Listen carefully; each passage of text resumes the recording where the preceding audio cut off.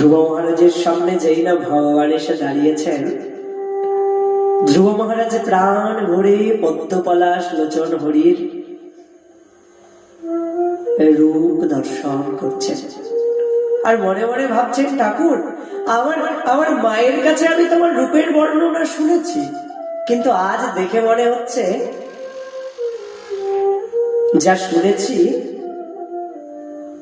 তার থেকে তুমি অনেক বেশি সুন্দর। তোমার রূপ এত সুন্দর যা কেউ মুখে বর্ণনা করতেই পারবে না, এত সুন্দর তুমি। ধ্রুব মহারাজ প্রাণ ভরে দর্শন করছেন সেই রূপ, আর তার ইচ্ছে হচ্ছে কিছু বলি। তোমার এত সুন্দর রূপ দর্শন করেছি, তো এত সুন্দর রূপ দর্শন করে এখন আমার ইচ্ছে হচ্ছে আমি এখন তোমার স্তুতি করি। কিন্তু কি করে বলবেন? তার কণ্ঠ যেন রুদ্ধ হয়ে গেছে। অতি আনন্দে না কণ্ঠ রুদ্ধ হয়ে যায় জানো। ভগবান ধ্রুবের দিকে তাকিয়ে দেখছেন, ধ্রুব যেন কিছু বলতে চাইছে কিন্তু বলতে পারছে না। ভগবান এবার কি করেছেন জানো?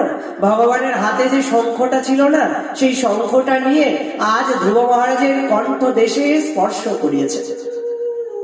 আর যেই না কণ্ঠ দেশে স্পর্শ করিয়েছে, ধ্রুব মহারাজ এবার গড় গড় করে স্তুতি বাক্য পাঠ করছেন। 5 বছরের ছোট্ট শিশু, ছোট্ট বালক, সে না বিদ্যা অর্জন করেছে, না অন করে স্তুতি শিখেছে, কিন্তু দেখো কেমন গড় গড় করে স্তুতি বাক্য পাঠ করছে। আসলে ভগবানের কৃপা জানো। বেদ বিদ্যা দুহু কিছু নাহি জানত, সে যদি গৌরাঙ্গ করে সার, ঠাকুর নয়নানন্দেতে ভনে, সেই তো সকলই জানে, সর্বশাস্ত্র করতলে তার। কেউ যদি ভালোবেসে ভগবানের শ্রীচরণে আশ্রিত হয়, বাস সর্বশাস্ত্র যেন তার করতলে চলে আসে। তার দ্বারা সব সম্ভব। সে অসাধ্য সাধন করতে পারে, কারণ ওই ভালোবাসাটা খাটে যায়। আর আমার ভগবান তো ভালোবাসারই কামাল। যার কাছে ভালোবাসা আছে, আমার ভগবান তো তাকে সর্বস্ব দান করে দেন। কিন্তু যিনি পাণ্ডিত্য অর্জন করেছেন, তারও যদি ভালোবাসার অভাব হয়, তবে দর্পণে অন্ধের কি বা কাজে?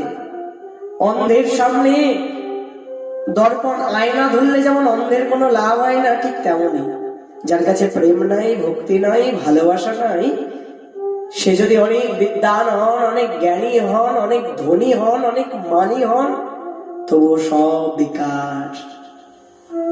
অন্ধের সামনে আয়না ধরলে যেমন কোনো লাভ হয় না, ঠিক সেই প্রকার যিনি প্রেম ভক্তিহীন, যার কাছে প্রেমের অভাব, তার কাছে ওই বিদ্যা, ওই মান, ওই ধন সব যেন ওই অন্ধের দর্পণের সমান।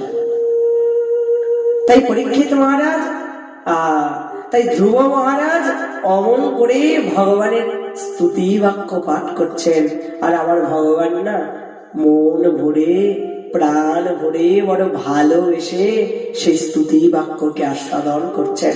ভক্তের মুখে স্তুতি বাক্য আস্বাদন করে না আমার ভগবানের বড় সুখ হয় জানো। আমার ভগবানও আনন্দিত হচ্ছেন, আর ভক্ত ধ্রুব মহারাজ তিনি স্তুতি বাক্য পাঠ করে তিনিও আনন্দিত হচ্ছেন। আজ দুজনেরই আনন্দের সীমা নাই, দুজনেই আজ আনন্দিত।